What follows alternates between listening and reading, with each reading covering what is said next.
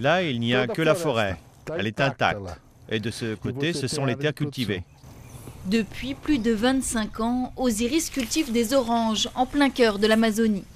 Comme la plupart des agriculteurs, il voit d'un bon œil le projet d'assouplissement du code forestier qui permettrait au pays d'augmenter sa production et ses exportations agricoles. Le marché agricole est perçu comme un monstre qui détruit tout le pays, alors que c'est l'agriculture qui soutient notre pays, grâce aux exportations. La réforme bénéficierait surtout aux petits agriculteurs qui possèdent moins de 400 hectares comme Osiris. Ils n'ont pour l'instant le droit de cultiver que 20% de leurs terres et sont obligés de préserver l'autre partie.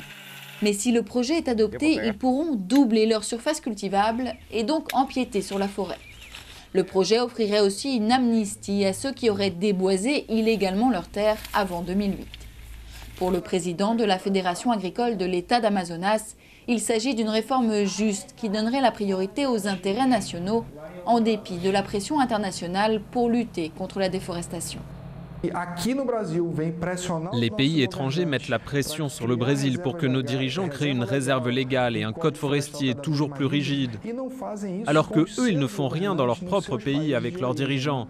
Et ça nous laisse perplexes. Mais les organisations écologistes dénoncent ce projet de réforme qui, selon elles, favoriserait la déforestation. Le Brésil a déjà assez de terres défrichées qui pourraient être utilisées pour le développement agricole et l'élevage bovin. On parle de 61 millions d'hectares selon une étude de l'Université de São Paulo. Le Brésil est l'un des principaux producteurs et exportateurs de produits agricoles au monde. Mais la déforestation massive a aussi fait du pays le 5e plus grand émetteur de gaz à effet de serre.